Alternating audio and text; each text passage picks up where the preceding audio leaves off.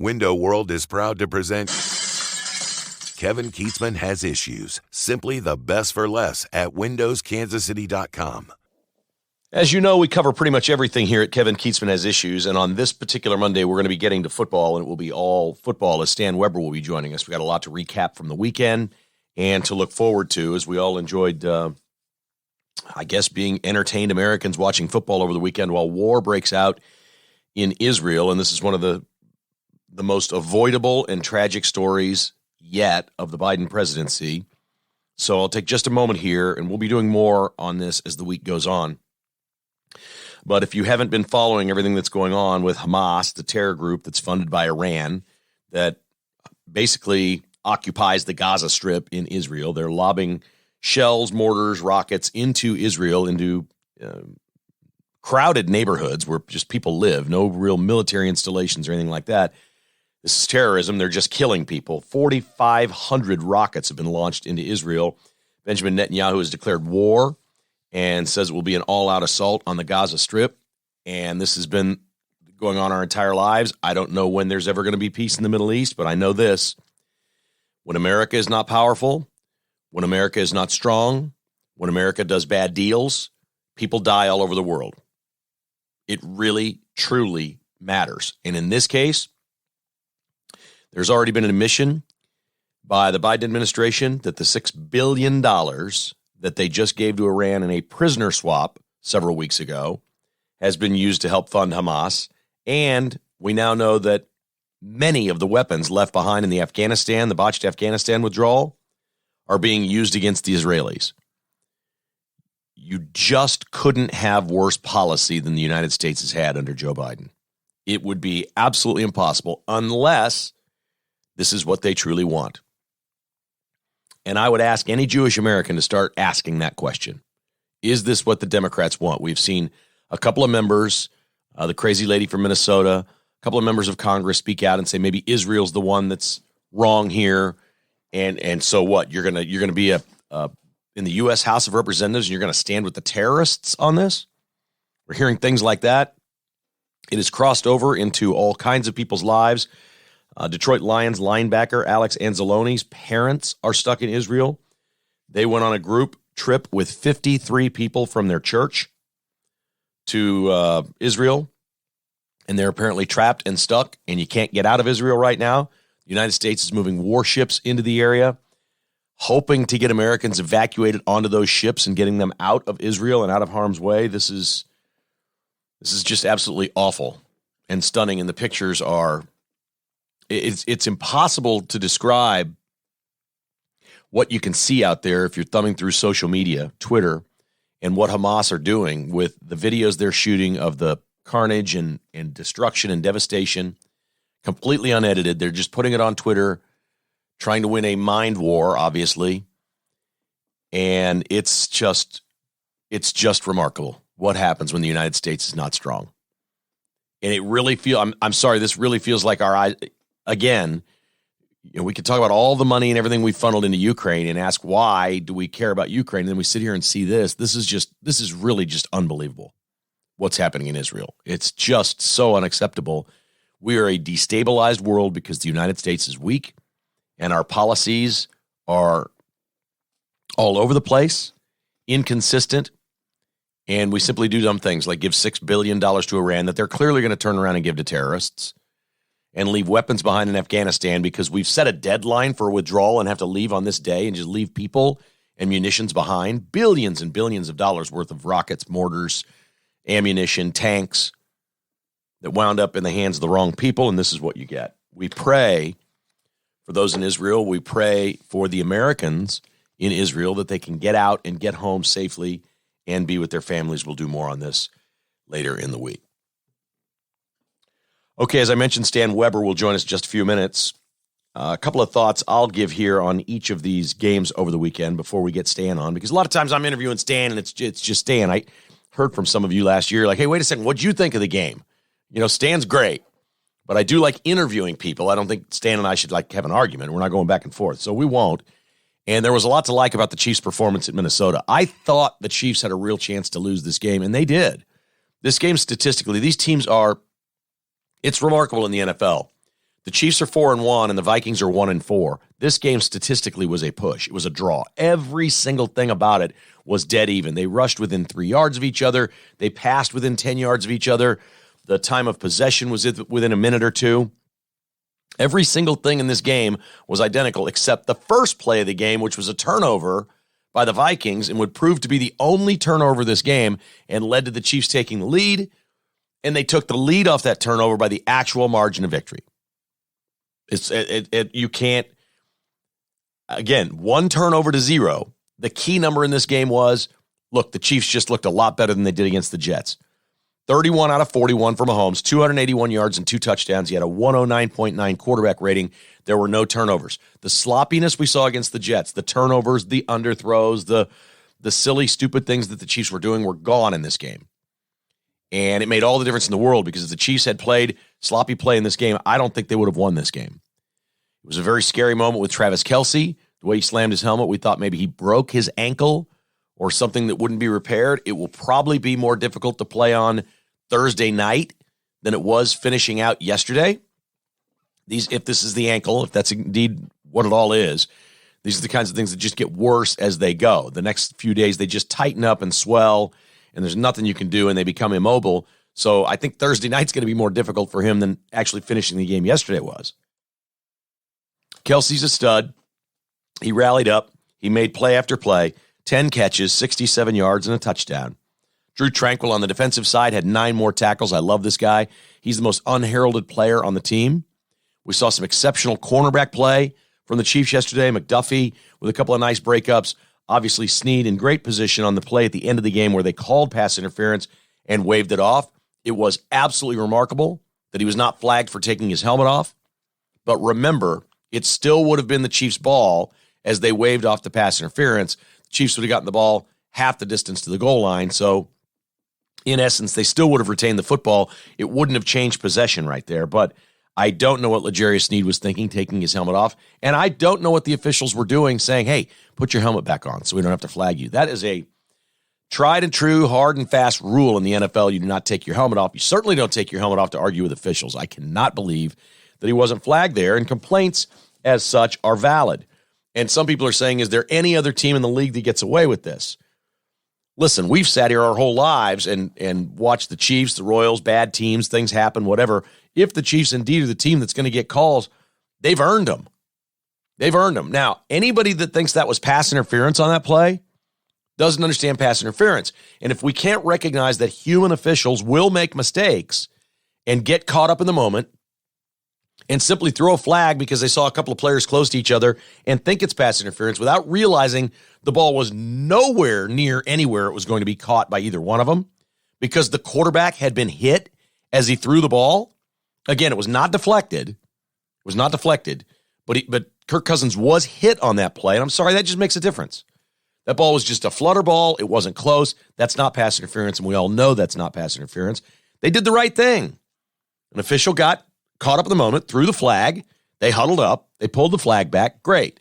They did blow it with Snead. They should have given him a 15-yard penalty for taking his helmet off. But this was so much better for the Chiefs than the game against the Jets. That's really the takeaway is, especially with the young receivers, the takeaway here is the Chiefs just are – it's so weird to be Super Bowl champs and have to be the team that just gets better week after week after week. They're going to have to do that. They're not as good as the San Francisco 49ers right now. That's pretty obvious. They're probably not as good as the Eagles. They weren't as good as the Lions. They're not as good as the Dolphins, probably, right now. But they're going to play them in a couple of weeks, and the Chiefs can get better. And they are. Patrick Mahomes becomes the first quarterback in NFL history under the age of 30 to defeat all 31 other teams. Wow. Only 10 players have done that in history. 10 quarterbacks in history beat the other 31 teams, and Mahomes becomes the very first one under the age of 30. The Dolphins looked good again. They go to 4-1. The Chiefs are 4-1 atop the West. The Chargers are 2-2. The Dolphins are the only other 4-1 team in the AFC, so the Chiefs are tied for the 1 seed right now, and obviously the tiebreaker's coming up November 5th in Germany when the Chiefs play the Dolphins in what should be a wild game. The Eagles and the 49ers are 5-0. Nobody looks as good as the 49ers. Their point differential, I think, is almost 100. In 5 games, they're averaging Their average margin of victory is like 19 a game. They're just killing teams. The 49ers look ridiculous. Brock Purdy looks like the MVP of the league playing quarterback for the 49ers, and the Eagles remain undefeated. So there's a lot of good teams out there, and we'll get a little bit more from this with Stan. We're kind of getting to the point of the season now where we start looking around at, okay, who are the really good teams? We thought maybe it was Buffalo after a couple of really nice wins. Buffalo just flat laid an egg on Sunday morning. They looked terrible against Jacksonville. Cincinnati got a win. They looked better. Joe Burrow had a good game. He's been hurt. Maybe that's all been a function of his injury. Maybe the Bengals really are good, but they haven't shown it to this point. So a lot to talk about with Stan as the Chiefs move to 4-1 with their 27-20 win over the Minnesota Vikings. And, folks, this is a good win. I don't care that the Vikings are 1-4. That's the best 1-4 team I've ever seen. They got weapons everywhere. They got a quarterback that can sling it. They make mistakes. In their 4 games they've lost the turnover battle in each one. And there were little things that you can see in addition to just the one turnover. There were little things, just a little off on this pass or the one little dropped screen pass that would have maybe gone for a touchdown. There were little things that the Vikings haven't cleaned up that the Chiefs have, but that's how close the margin is in this league. The Chiefs, with the little things, have largely been better than their opponents this year, and they're 4-1. The Vikings have not, and they're 1-4. But these teams, again, statistically, that game was a dead heat, dead even, and it's remarkable the fine line between winning and losing in the NFL. We often talk about making plays and when to make plays. You have to make plays late in games. And the Missouri Tigers were cruising on Saturday. It was one of the greatest moments ever at the Zoo. The fans are into it. LSU looks disheveled. They're scoring some points, but Missouri basically had control of the game most of the day. You felt like Missouri was the better team. And then the fourth quarter, LSU wins it 22-7 in the fourth quarter. And I don't know if Missouri got worn down, if it was focus. I can't really say, but it certainly wasn't like the first 3 quarters. Missouri loses 49-39 in a good old-fashioned shootout. Unbelievably, Brady Cook throws for 411 yards and 2 TDs in this game. Luther Burden had 149 receiving, and Missouri loses it.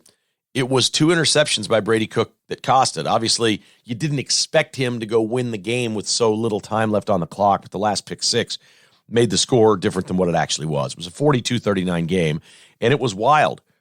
But Missouri gets outscored 22-7 in the fourth quarter, and the bottom line in football, when you're at the level where Mizzou is right now, and Mizzou's a way above average, very good football team that obviously has some problems. Their defense isn't as good as we thought it would be, but they're just doing some things that we didn't think they'd be as good at. They're a very good football team. They're capable of winning 8-9 games if they go roll this thing out. But you have to finish. You got to finish the game. And in this particular game, it just kind of unraveled at the end. You have to make plays on both sides of the ball. It can't just be one. Yeah, I mentioned, when talking about the Chiefs, I mentioned Drew Tranquill because I felt like his 9 tackles, again, they're meaningful tackles.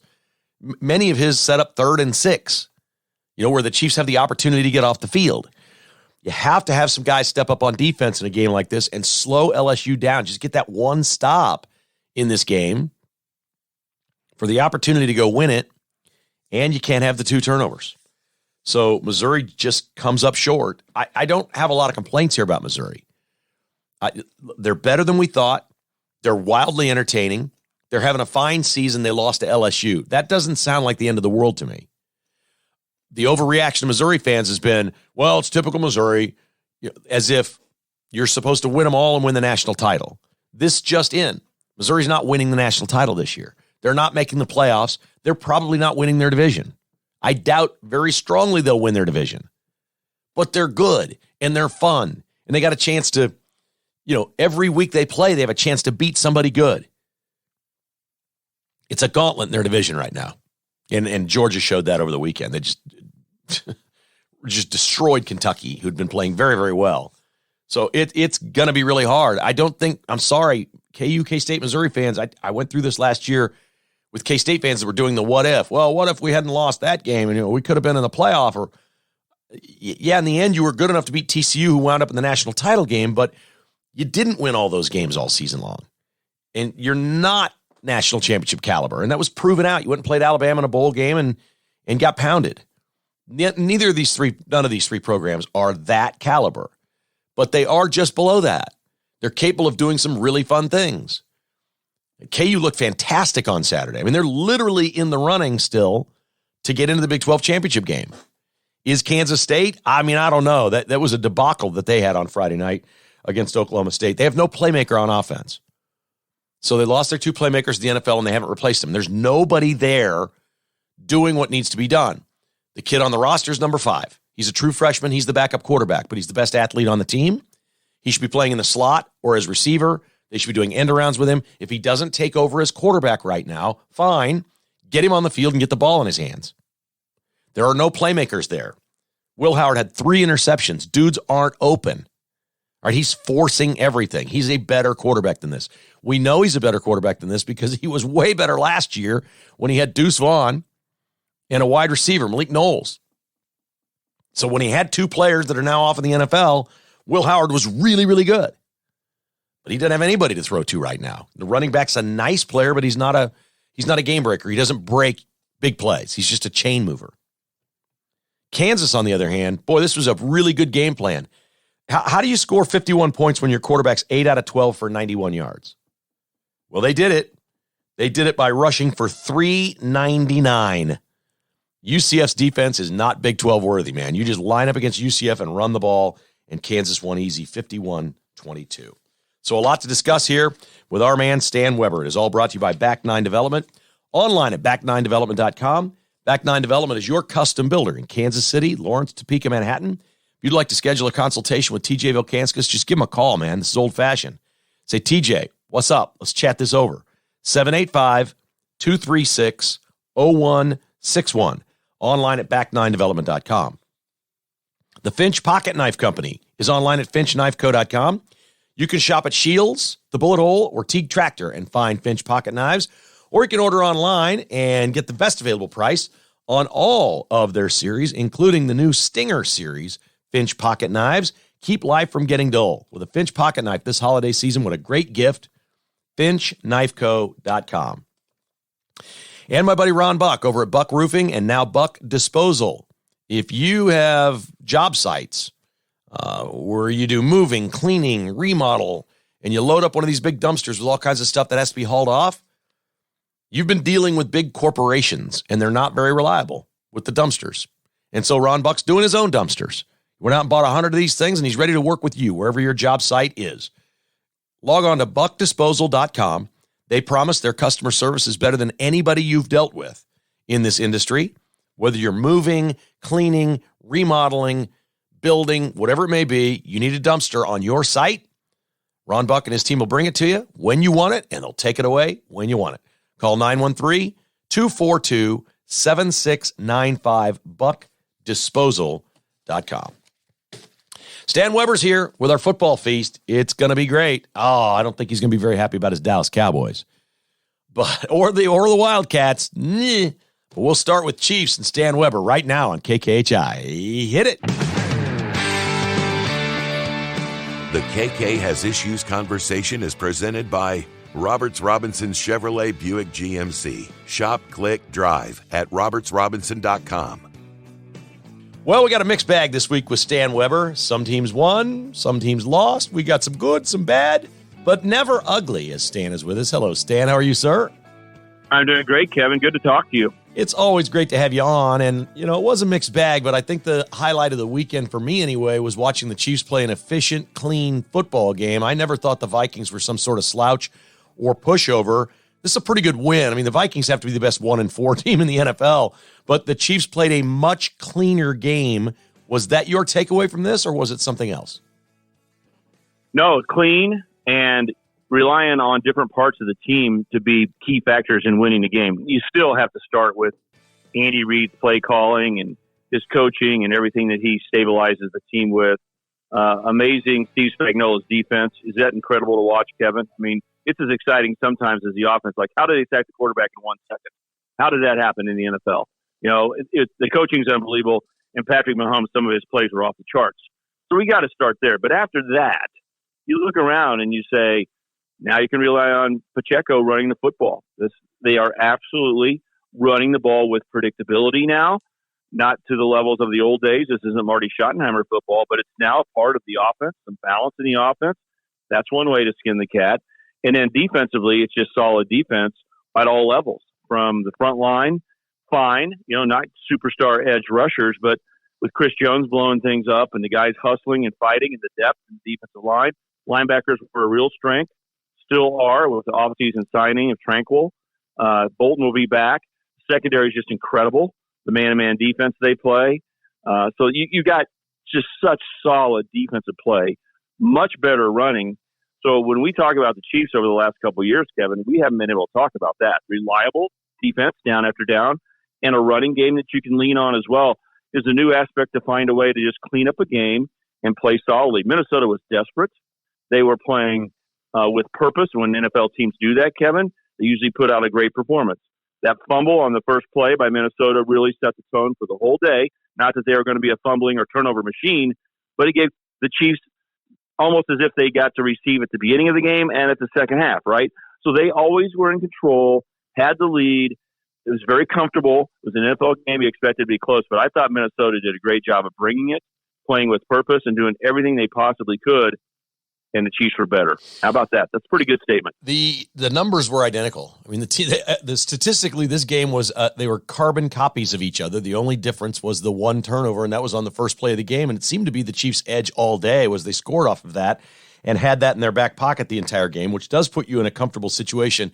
Stan, I want to focus in on the defense a little bit here because I am just amazed that depending on the play that you watch, it's a different player every time. They don't need Chris Jones to make the play every time. There's other guys. This Drew Tranquil is I want to call him a glue guy, but I don't think he is a glue guy. I think he's just a real player. I mean, he keeps leading the team in tackles every single week, and they always seem to be big tackles. They always seem to be like, it's 2nd and 10, and he blows some guy up for a 3-yard gain, and now they're 3rd and 7, which is an uncomfortable spot. It's not the he's not the sexiest player I've ever seen, but he's terrific. And every player in the secondary is stepping up at times, making plays. I cannot believe the number of players on that defense that can make a play. That's right, and that's why I said on all levels. And Nick Bolton is a super run-stopping linebacker that you don't see in the NFL very much, and a leader. And so they've got a good linebacker depth, really high-level linebacker play. We've talked about this, Kevin, during this year. That's the best we've seen in the Patrick Mahomes era. But in the secondary, I just think that you got to look back there and say, L'Jarius Sneed's a superstar in my mind, Kevin. I don't know if he gets the publicity to be that, but in my mind, he is a superstar. Trent McDuffie is on pace to follow him as a superstar player. And they aren't the only guys making plays, but I think it's not just Chris Jones, okay? L'Jarius Sneed is unbelievable. He's like the Travis Kelce is to Patrick Mahomes, right? And then the guy who's coming up, how about those blitzes by Trent McDuffie? Yeah, I tell you, he can play close to the line, Kevin. He can guard guys in the slot, which is another skill, and he also can be on the outside and play man-to-man defense. These two guys are unbelievable, and one of them's just in the learning stage. Trent McDuffie still has plenty more to do, but you see him getting more and more comfortable. So those guys aren't just decent players; those are superstar type players. And then you're only as good as your weakest link. And you look around, and you go, wow, I don't feel like there's weak links in the defensive side. And that's pretty cool as well, because other guys can step up. Brian Cook makes some plays here or there. Justin Reed has grown up. I mean, he just quietly was a free agent last year, came to the Chiefs. He even said at the end of last year, I was still getting comfortable with what Steve Spagnuolo wants. This year, he's playing completely comfortable. He may not make a giant play here or there, but when he has to make it, he makes it. The defense is just rock solid now, Kevin. You watch as much NFL as I do, and you look at what's going on, I don't see many defenses playing at a higher level. There definitely are some, like the San Francisco 49ers, are killing it out there, and they got Bosa off the edge. The Chiefs aren't at that level, but the Chiefs are right there in the upper 10 teams in defense down after down. And like you said, it's different guys because you're only as good as your weakest link, and there's not much of a weak link on the defensive side right now, especially with Steve Spagnuolo calling a play. So I do not want to downgrade. He's like Andy Reid is to the offense, Kevin. I mean, they call the right things. Minnesota was good. You know what blew them up? Wasn't necessarily a great play by the Chiefs players. It was great calls by the defensive coordinator that put Minnesota in a bind. Well, here's another thing that I see, and I watched this for years with Bill Belichick, because Bill Belichick in New England changed as the years went on. He became more of an offensive-minded coach, scoring more points. He's still a defensive mastermind, whatever. But we saw him coach games differently after he won Super Bowls.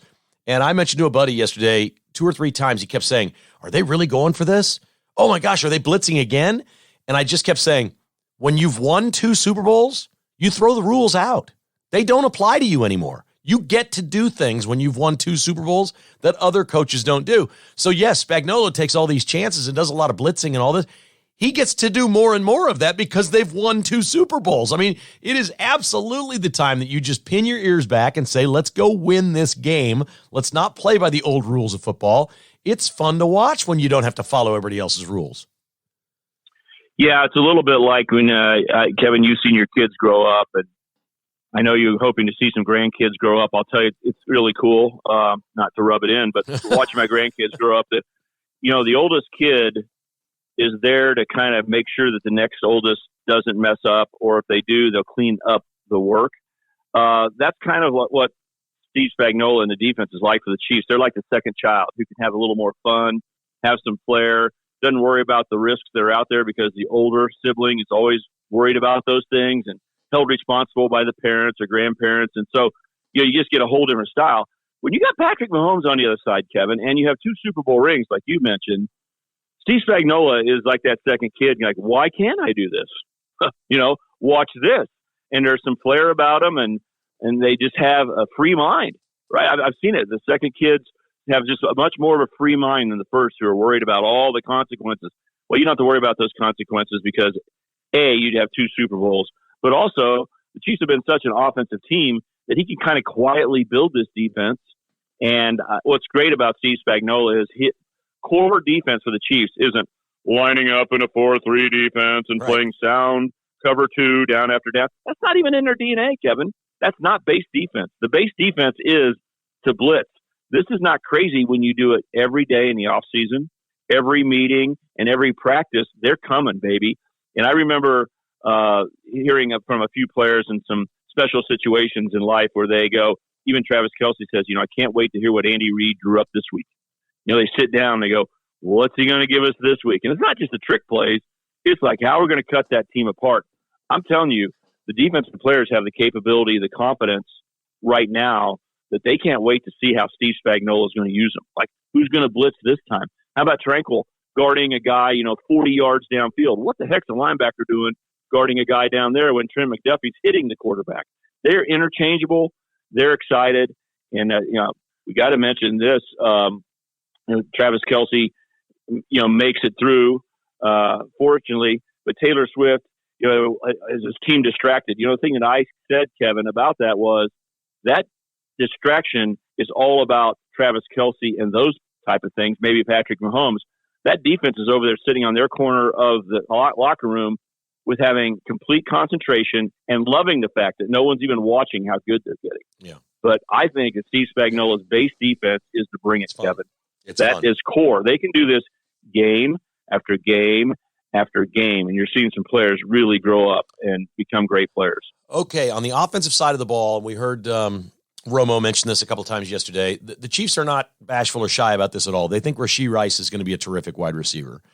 And he made a big catch yesterday, and he looks like he's got some skill.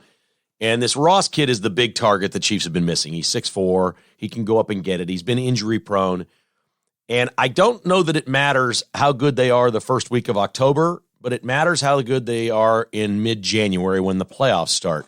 What do you see as the upside for these two receivers in particular? Because I don't like the Chiefs just going forward with a collection of just guys. I do think at some point somebody needs to step up on this team. Travis Kelce's getting older. He got hurt in this game.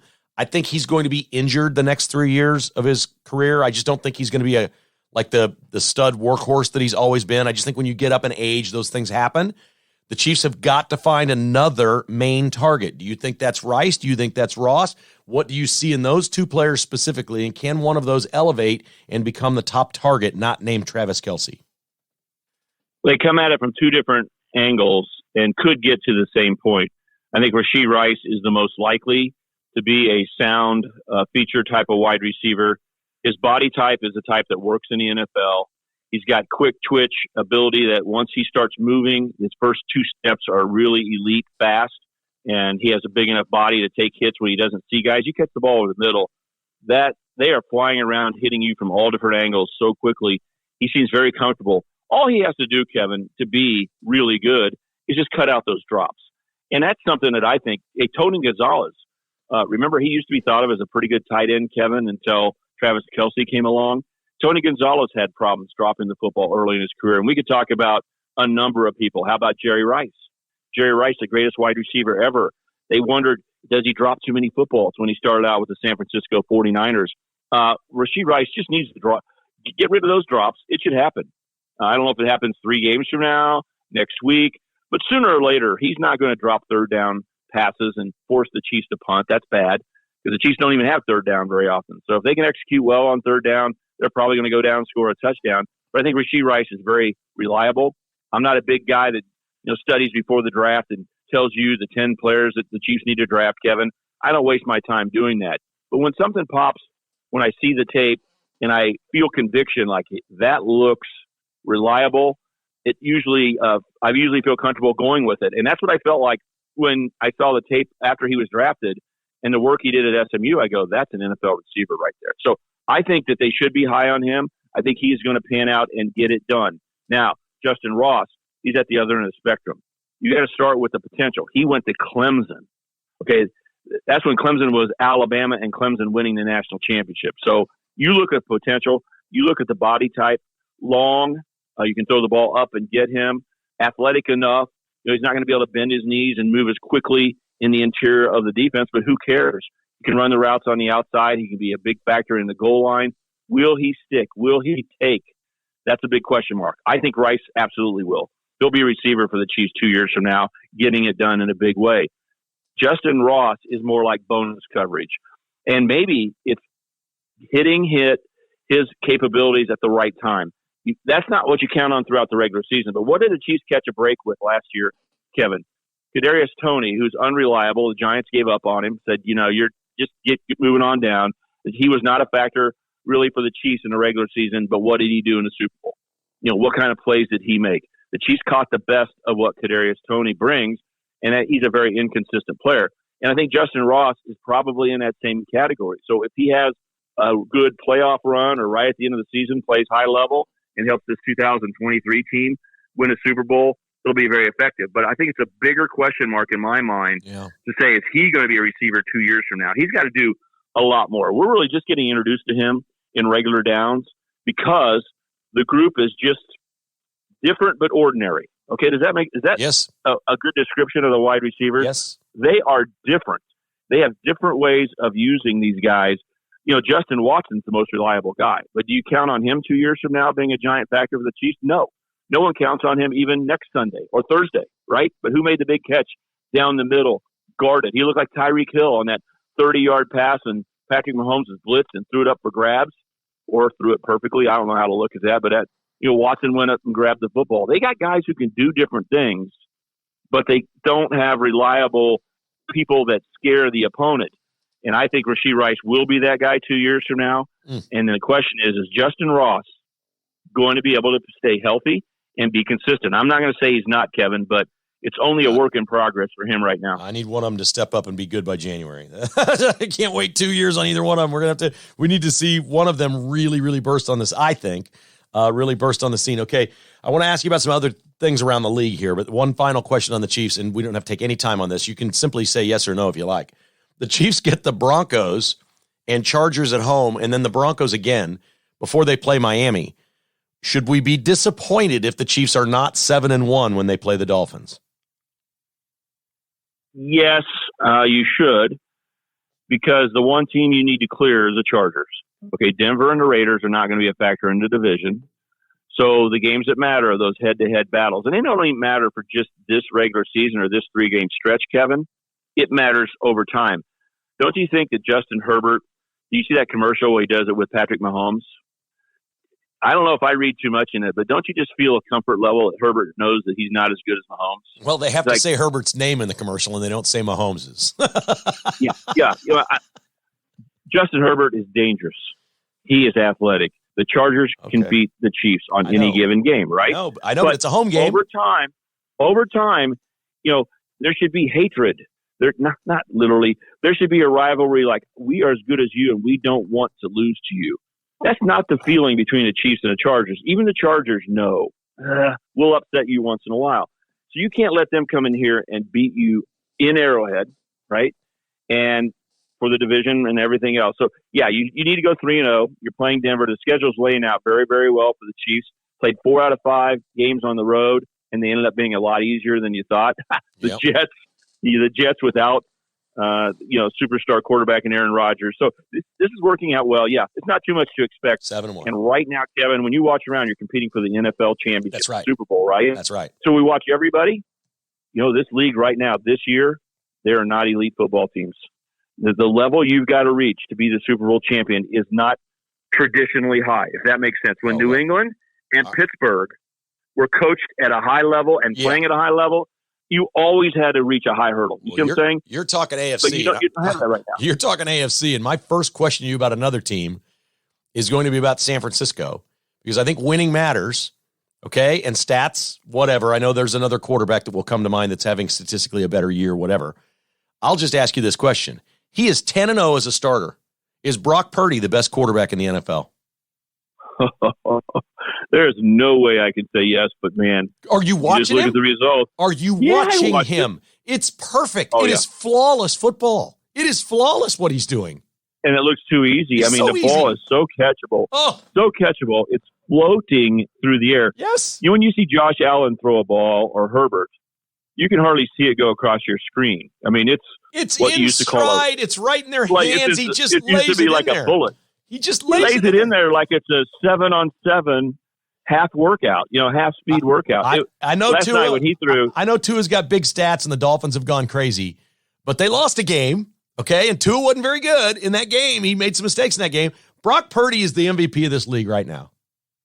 It's unbelievable. The best example of that is they have second and long or something like that against Dallas, and he completes a pass perfectly in stride, like you said, on a corner route, and they gain 40 yards.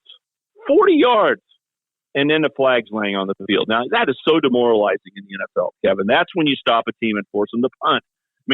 They get a big play, and they don't realize there's a penalty flag, and you move them back 10 yards. It's a double whammy. On the next play, he threw a 35-yard pass like it's no big deal. Right, yeah. He just erased it. That was as good as it gets. Buddy, now, he's on fire right now. Iowa State fans may have known what they had when they had that winning run with him there, but you wonder why Iowa State was so good during that stretch when he was there. He's got everything, incredible. Man. The Niners are the real deal. The Niners are the best team in football. The Eagles are kind of post-Super Bowl year fighting like crazy. Yeah. They got so much integrity, but their quarterback's getting hit like crazy. Yeah. They're barely getting it done week after week. Let's credit them. It's the NFL. They're finding a way to win. The Eagles will be a factor, but the best team in the NFL that the Chiefs, when they look around, is the Niners. Yep. The Niners are great, and the Chiefs need to get to great. But in the AFC, who are you scared of? Do you think Miami's going to keep playing at this level every week? No, complete inconsistency. Buffalo, complete inconsistency. Baltimore, complete inconsistency. You do not have New England and Pittsburgh at the top of the AFC. So it's just the Chiefs. The Chiefs are the best team in the AFC, mostly because the other teams are a roller coaster ride. The 49ers are not going 17-0, but I can't tell you who's going to beat them at this point. It's just going to have to be an off week because they're just a machine. You mentioned the Ravens. I don't even discuss the Ravens anymore. I don't know how Lamar Jackson is still a starting quarterback. I don't get this. All the guy has done his entire career is lose games, Stan. That you look at him and you go, oh, everybody wants to love Lamar Jackson. When the game's on the line, he just turns it over always, and he did it again yesterday. How did they give him whatever they gave him? $400 million or what, a new contract? What on earth are they thinking in Baltimore? That guy's a loser. I'm sorry, he's a loser. He's never going to win a big game, ever. It is such a dilemma that they bought into another 5 years of, right? They had an offense that worked for him.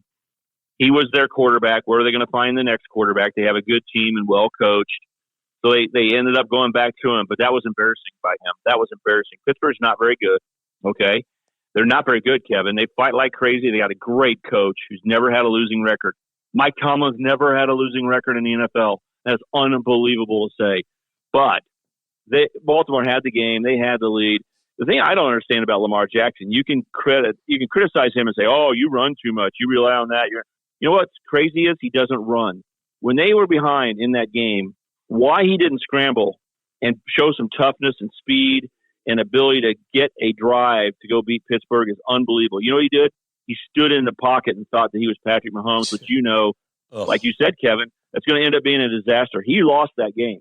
He lost the game. Yes, he did. By not doing what he is most. If you're the opponent, what are you scared of, Kevin? If you're a defense playing Baltimore, the thing you're most scared of is when he scrambles. The most.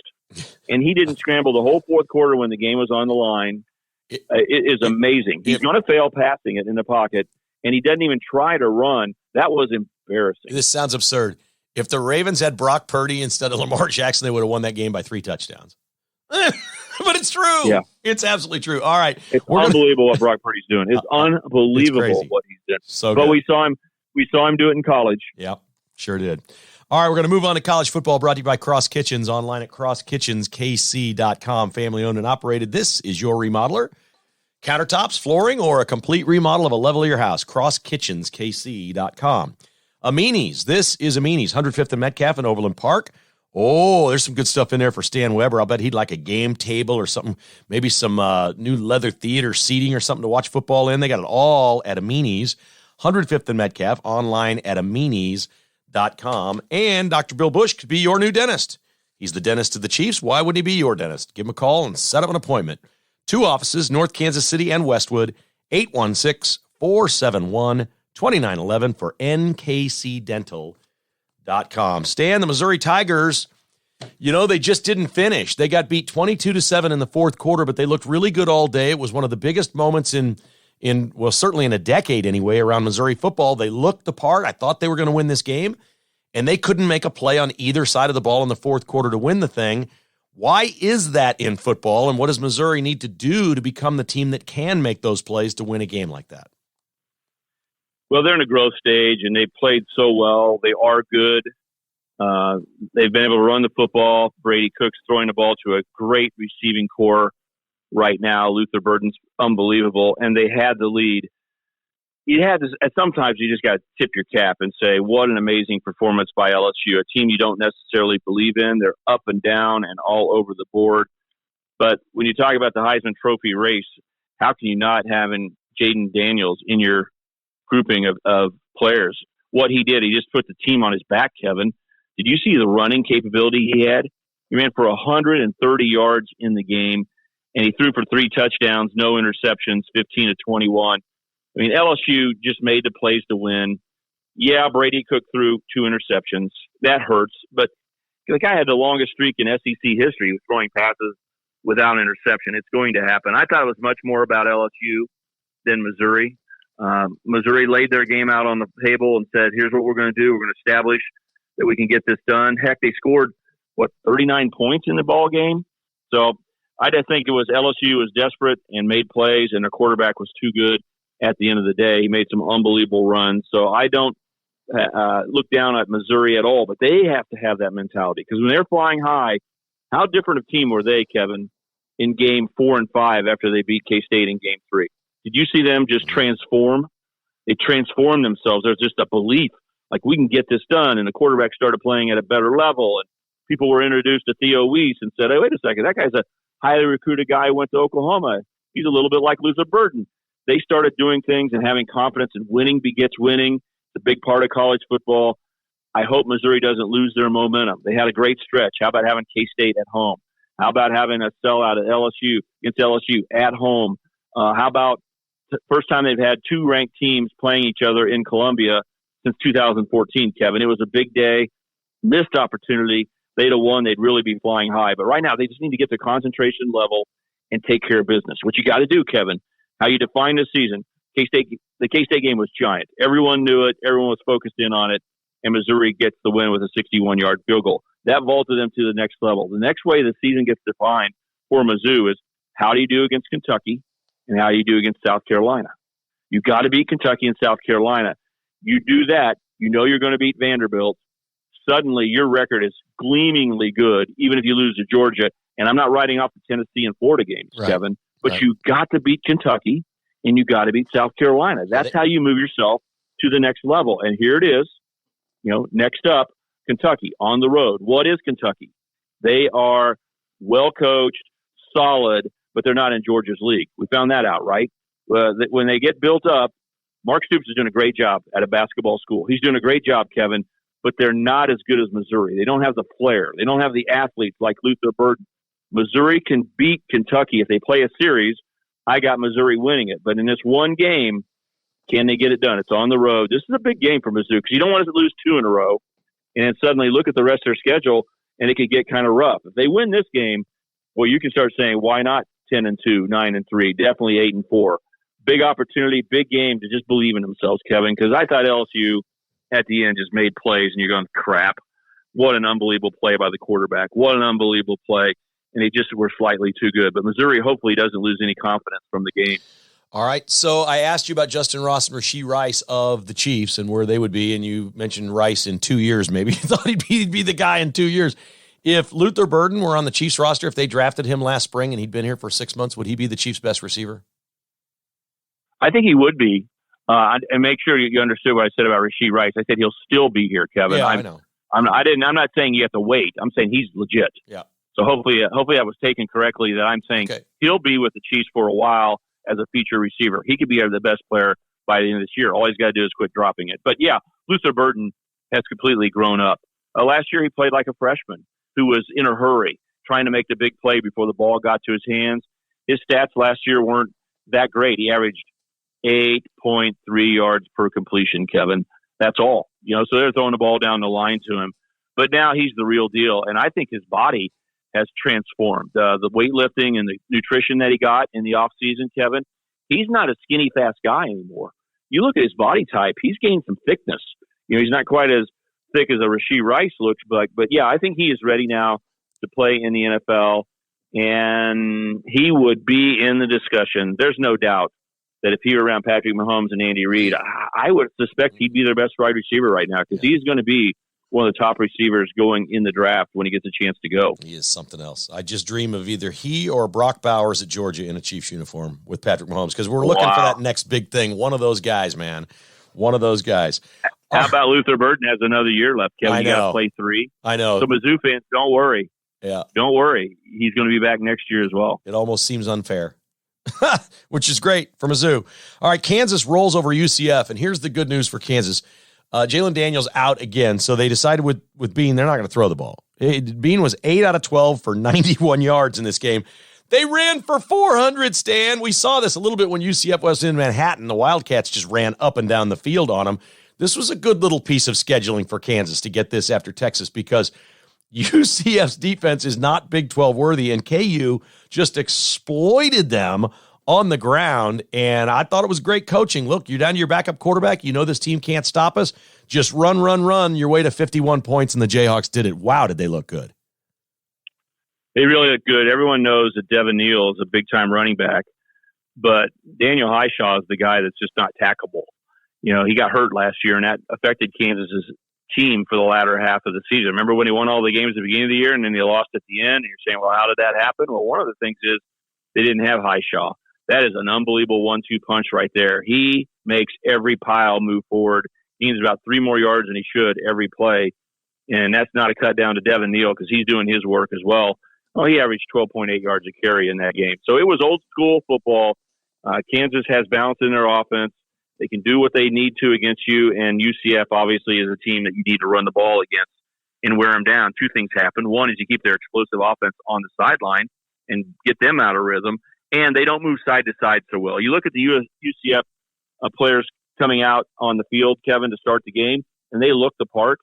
They've got guys who look the part, who run the 40 or have big enough bodies, but they don't get off the blocks and go side to side very well compared to other Big 12 teams, and that's why you can get after them. Credit the KU offensive line. They were kind of working around that offensive line the last few years, Kevin. When they had some decent play, it just seemed like the offensive line would break down, you get sacked. I think sacks equal punts. You couldn't run the ball reliably.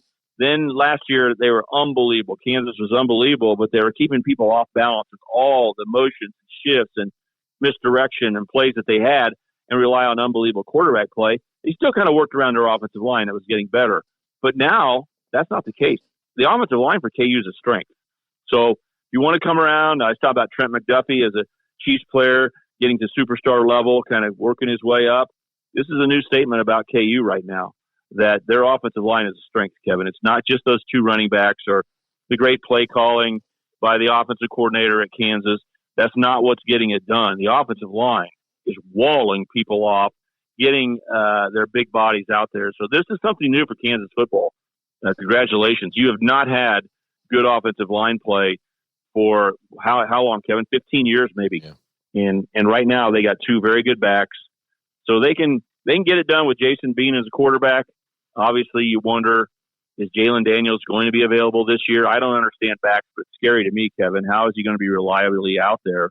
They're very fortunate Jason Bean came back, but big opportunity this week because Oklahoma State is playing better football. When I watched Oklahoma State play Iowa State, Kevin, 2 weeks ago, I watched that game intently, double, triple study it, and I go, wait a second.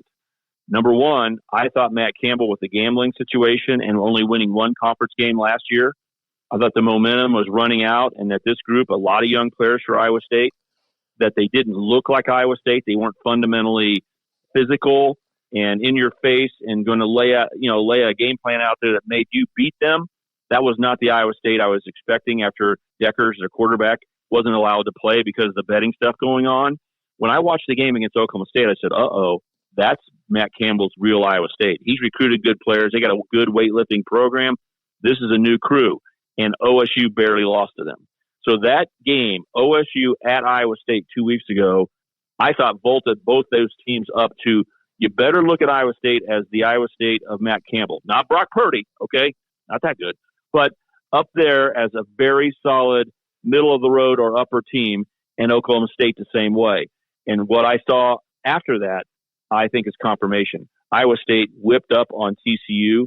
They are a new team when you look at them on your schedule, Kevin. Yeah, sure do. They're back to being a dangerous. And Oklahoma State, by the way, this was not a one-off only game against K-State. I mean, K-State can talk about what they did wrong and how they lost to OSU. I'll give you that, Kevin. There's no doubt about it. But I'm telling you, OSU is playing better football, more Mike Gundy-like football, where they win games and have a winning record every year. They're not a dominant team, but they're not easy to beat. They proved it against Iowa State in my mind and against K-State. So interesting game at KU going there. I think what you're saying here is this league is tougher than people think, that there's just no patsies anymore. Like every week somebody can beat you, no matter whether you're playing at home or on the road. And I'm not talking about necessarily the new teams that are in. Okay, they haven't had great success, and we saw that again with UCF. The original 10, I agree with you. The original 10 are they're all so close. Better than you think. I was going to go back to my Luther Burden theme.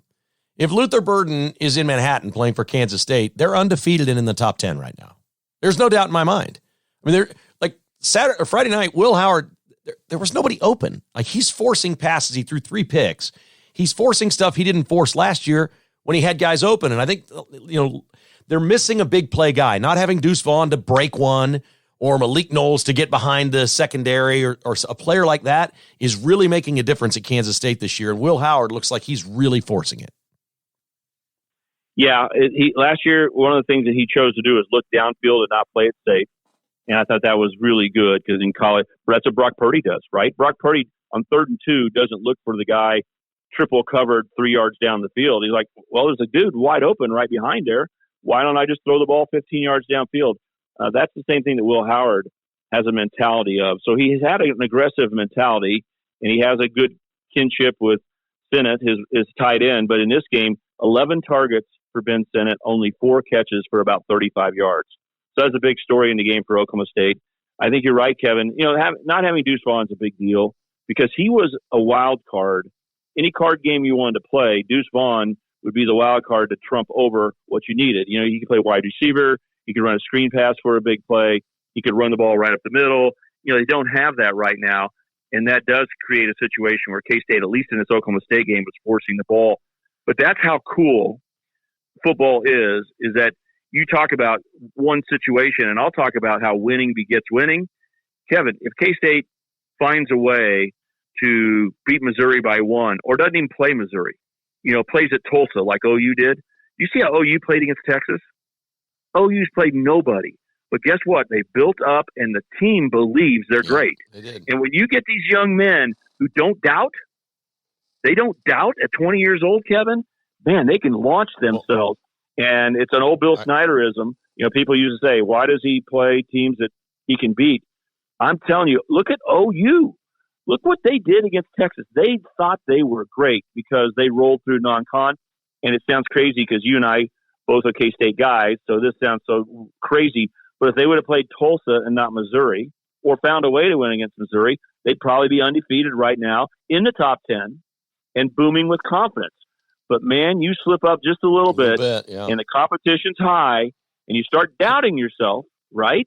And, boy, it can build up. And I think you said it well. This conference right now, they have 14 teams. The new 4 teams are having trouble winning, okay? Going into last week, the only win, they were 1-7 going into games last week, Kevin. I didn't check how they did this week, but they're 1-7, and the only win was BYU over Cincinnati. That didn't count. They hadn't beat. The 4 new had not beat the other 10. And you look at West Virginia, that's supposed to be a bad team, or Iowa State. You know, Baylor played Utah right to the end. You might not think Baylor's very good. You know, Texas Tech. There are no bad teams in the 10. They're not national championship level, probably. OU and Texas probably aren't. But after the competition level is, it's available for you to win any game, but if you mess up, you're going to lose. And this is going to be a big game for Kansas because they can win at Oklahoma State, but it won't be easy. It'll be such a well-earned victory, but they have advantages because OSU is not explosive. You think about it, Kevin, they had a pick 6 and still scored only 29 points. Yeah. So in modern football, it is really hard for Oklahoma State to hold down a team like Kansas. Kansas is scoring, Oklahoma State isn't. But yeah, the middle of the pack to the lower end of the Big 12 is very, very good if you don't talk about the other 4. And I'm not downgrading them because BYU might be pretty good or UCF may be bringing it on. But right now, just to start with the original 10, those guys are really playing high-level football. And add Iowa State and Oklahoma State to that. If you're going down the schedule and seeing when you have them on your schedule, you better think more of the old-school way that they play rather than what they did in the first part of the season. Stan, great stuff as always, buddy. Thank you so much for your time. I hope you have a fabulous week, and we look forward to catching up with you next time. There's a lot going on. We're right in the thick of it all, man. I appreciate everything you do for us. Thanks, Kevin. And I'm flipping my calendar or putting those big X's on it as you count down to Spencer's wedding. Whoa! Not that far off. So I don't know the next time I'll talk to you, Kevin, because I'm trying not to bother you right now. So have a great wedding if I don't talk to you before it. If I do, I'll just say it again. So, man, I'm excited for you. It's next Tuesday we're talking. So, we got to do it again then. Yeah, we'll do a little preview next week. We'll preview some of the games. We're on a little different schedule. I talked to Kevin. It is. We got a schedule. It's all laid out. I have it on my schedule, but it's not so rhythmic. I can't say, I know when I'm going to talk to you. So thanks for reminding me. Can't wait to talk to you next Tuesday. All right, buddy. Thank you. Take care. Okay, thanks, Kevin. Bye-bye. There's Stan Weber. He is the best in the business, folks. Once again, providing everything you need to know about all these football games. He'll be with us next week doing a preview of next week's games because I'll record that with Stan on Tuesday. Then we're headed to the wedding Wednesday, Thursday, Friday. But he'll probably be like the Thursday podcast. So we're gonna get you some podcasts up while I'm gone. We're not gonna gyp you. We're gonna make sure you got KKHI every day, even while I'm at the wedding. I think I'm gonna have Spence on one of those days. I gotta get Spence on here. Maybe we'll just do a podcast with Spence to see what's going on in his world. And he's got some good sports takes. And of course, he's getting married. So we'll probably talk about that a little bit. Our finals coming right up. It's brought to you by IdealHealthKC.com. Dr. Kip Van Camp would love the opportunity to work with you if you have pain, chronic pain, joint pain, or COVID shot issues, and the regular doctors haven't worked out very well for you. They're trying to give you a pill or a shot. How about your body's own tissue working for you? Regenerative medicine could be what works for you. To schedule an appointment with Ideal Health KC, call 913-745-5300, online at idealhealthkc.com. And Advantage Termite and Pest Control, they came out and did my regular service on Saturday. And the young man that was here was so nice. I had a couple of friends over. We were just watching college football, sitting out back, and he comes by and he does it. I mean, I'm telling you, the guy must have been here 45 minutes. It was so thorough. He takes this giant pole and sponge thing and does all the soffits under the edges of my house up by the roof. He goes, yeah, some bugs can get in by the shingles, and we got to take care of that. I'm like, wow. They're really thorough at what they do. He was here for quite some time, and I never see critters. But a lot of times I'm just not home and I don't know what they do. But they're amazing. Advantage Termite and Pest Control is online at AdvantageTPC.com. Our finals, the New England Patriots, who got beat 34-0 on Sunday. They're a train wreck. They're a disaster. I mean, they just got pummeled. But that isn't the final. How about this? The New England Patriots are suing Eastern Airlines for $22.8 million for basically price gouging. Couple things here. Did you know there was still an Eastern Airlines? Because I did not. And apparently they only have jumbo jets. They have like 757s and 767s. And apparently one of them is painted with Patriots logos and stuff on it. And all this stuff about Robert Kraft owning his own airplane for the Patriots all these years, apparently it's not true. If it's true, why are they chartering and leasing from Eastern Airlines? Anyway, they're suing them over price gouging about the Patriots airplane, which is very surprising to me. I can't tell you where Eastern Airlines flies. All I know is that they're jumbo jets. They've been in bankruptcy a couple of times, and they go way, way back. Eastern does. This is the new Eastern Airlines, so it's not the same company, but I didn't know they were in business, and now they're fending off a lot. Things are so bad in New England that Robert Kraft is now reduced to suing something called Eastern Airlines, which apparently they chartered their planes from. The Chiefs and Royals, I think, both use United. I think United is like the biggest charter carrier for sports teams in America. And I think that's the direction they go. We've all heard of United. I didn't know Eastern was still around. There's your final on this Football Feast Monday at Kevin Kietzman Has Issues.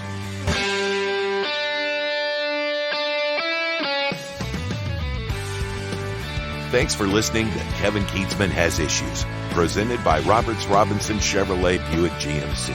To get exclusive patrons-only podcasts, receive a weekly newsletter, and attend in-person patrons-only parties, visit KKHasIssues.com and become a patron today. This has been a production of Crooked Tail Media Incorporated.